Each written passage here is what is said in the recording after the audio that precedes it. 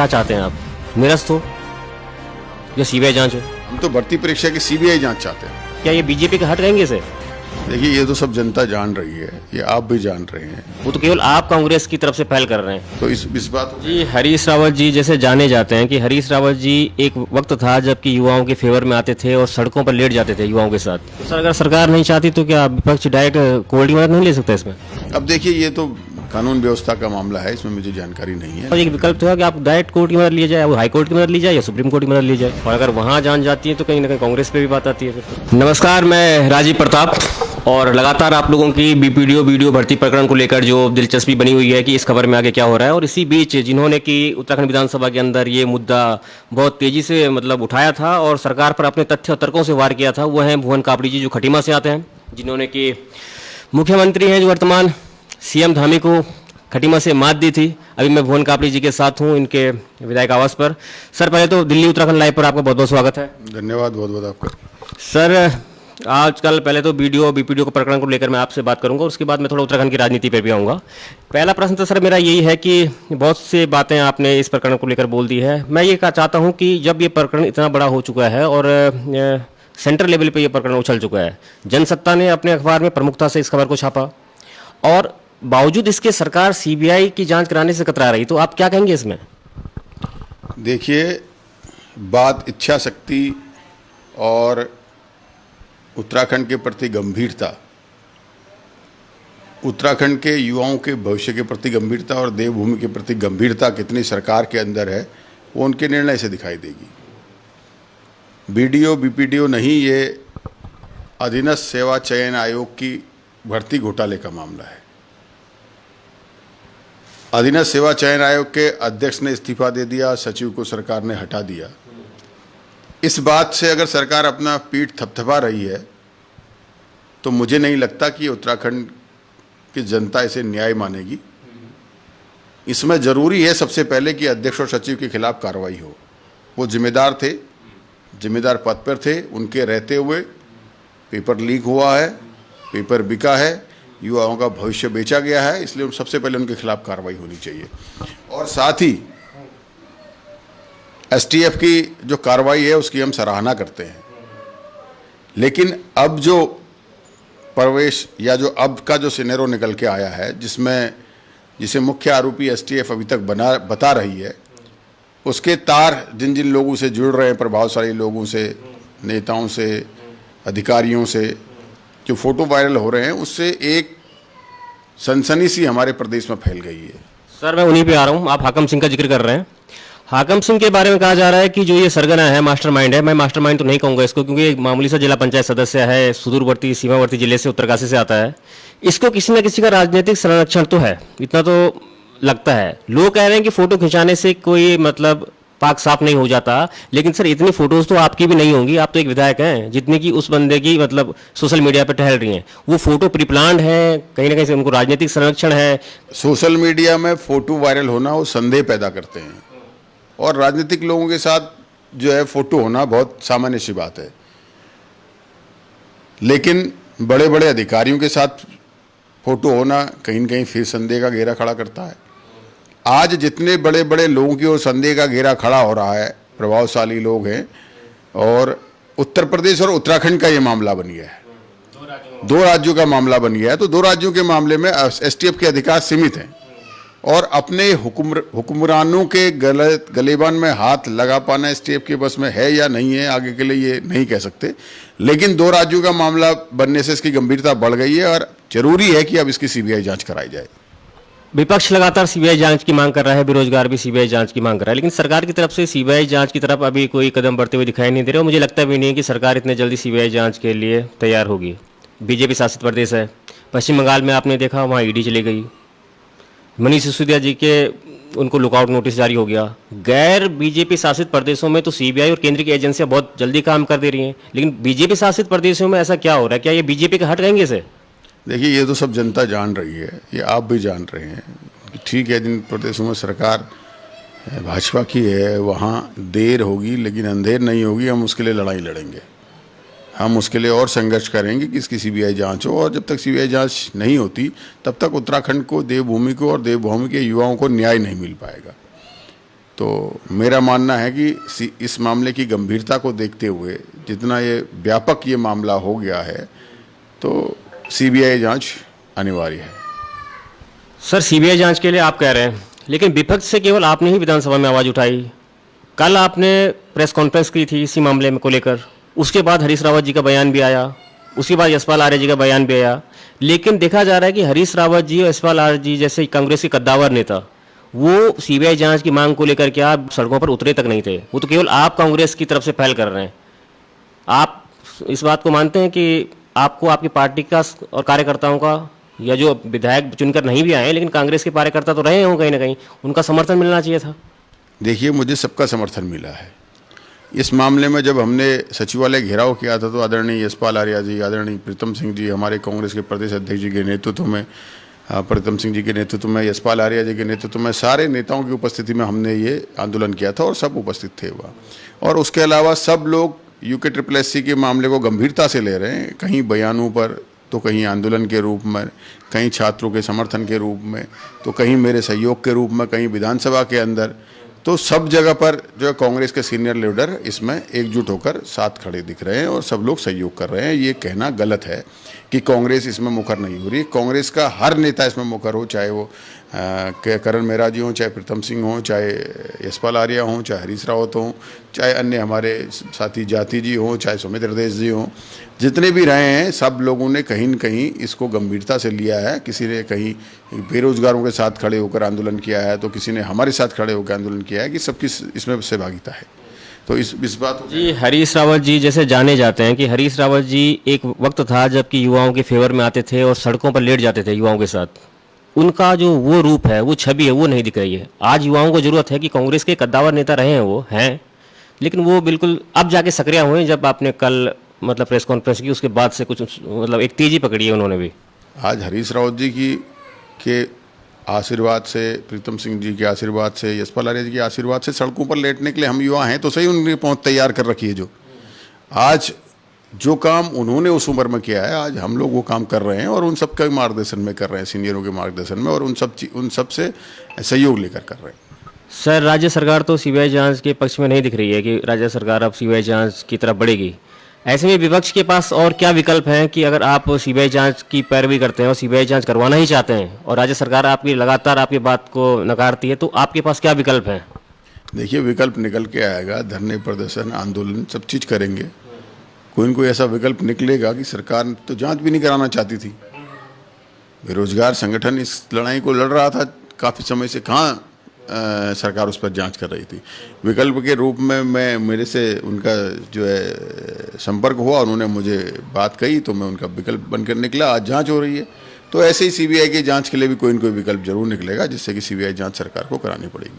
तो सर, अगर सरकार नहीं चाहती तो क्या विपक्ष डायरेक्ट कोर्ट की मदद नहीं ले सकता इसमें?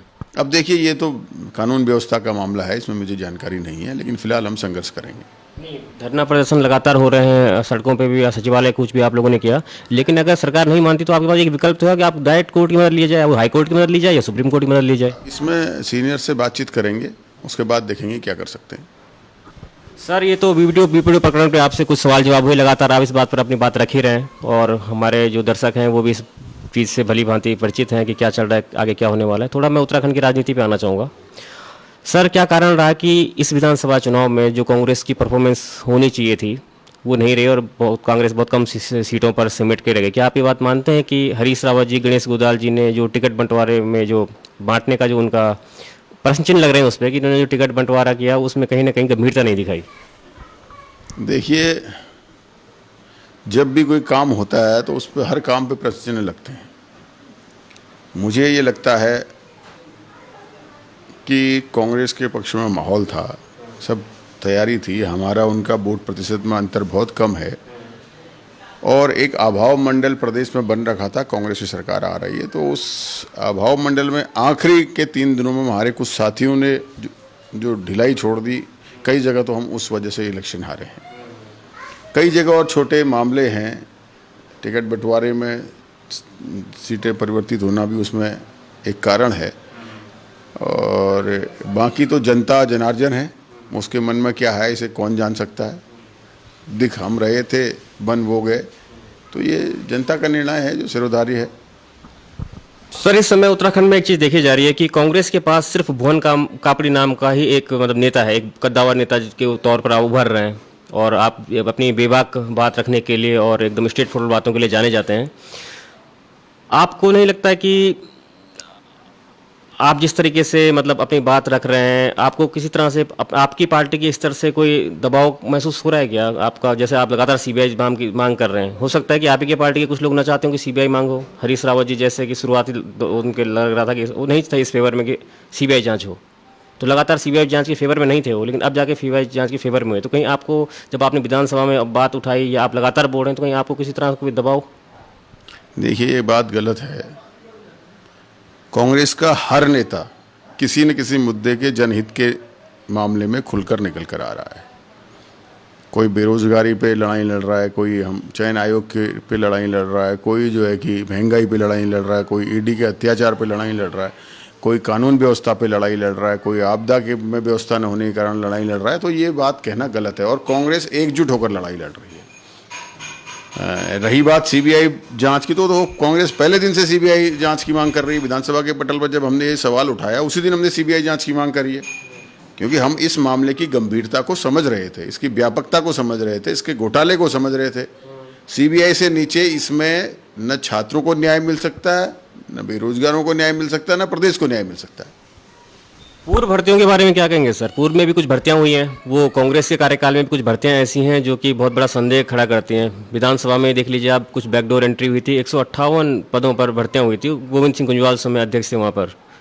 और अगर वहाँ जान जाती है तो कहीं ना कहीं कांग्रेस पे भी बात आती है फिर। तो देखिए, अभी बेरोजगार संगठन के साथ मिलकर अधीनस्थ सेवा चयन आयोग की भर्तियों के जांच की प्रक्रिया में और उस जांच को कराने के लिए हम लोग तटस्थ हैं और गंभीरता से लगे हैं।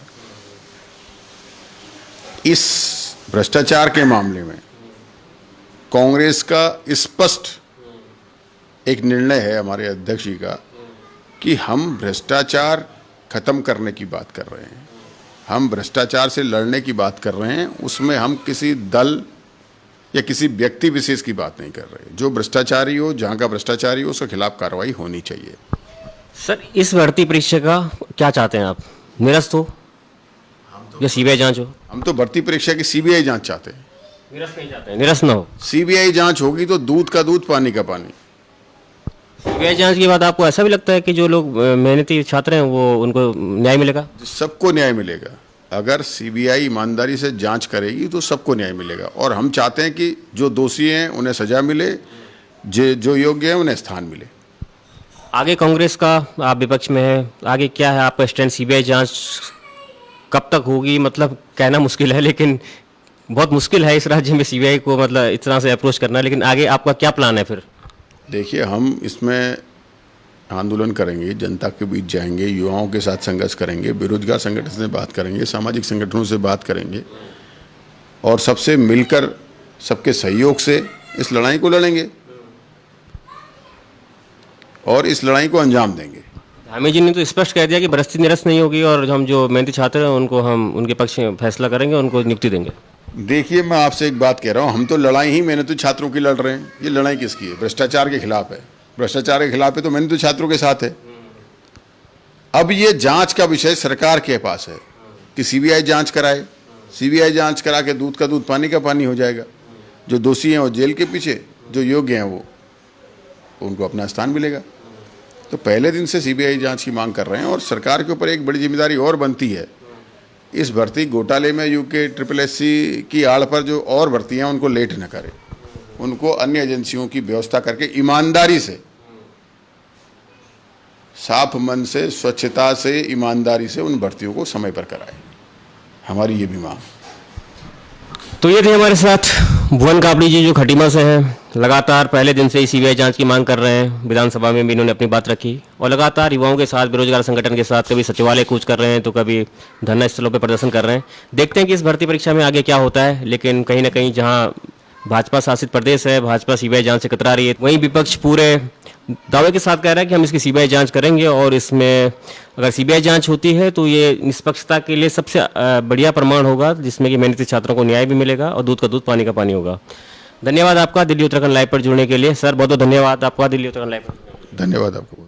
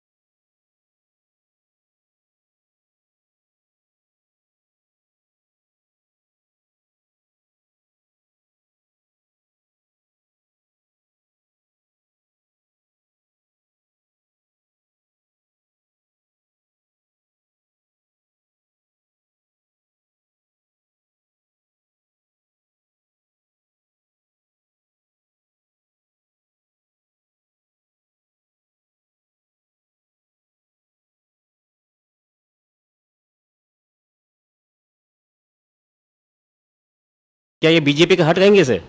देखिए, ये तो सब जनता जान रही है, ये आप भी जान रहे हैं। वो तो केवल आप कांग्रेस की तरफ से पहल कर रहे हैं। तो इस बात को जी हरीश रावत जी जैसे जाने जाते हैं कि हरीश रावत जी एक वक्त था जबकि युवाओं के फेवर में आते थे और सड़कों पर लेट जाते थे युवाओं के साथ। तो सर अगर सरकार नहीं चाहती तो क्या विपक्ष डायरेक्ट कोर्ट की मदद नहीं ले सकता इसमें? अब देखिए, ये तो कानून व्यवस्था का मामला है, इसमें मुझे जानकारी नहीं है। और एक विकल्प तो है कि आप डायरेक्ट कोर्ट की मदद ली जाए, वो हाई कोर्ट की मदद ली जाए या सुप्रीम कोर्ट की मदद ली जाए। और अगर वहां जान जाती है तो कहीं ना कहीं कांग्रेस पे भी बात आती है फिर तो।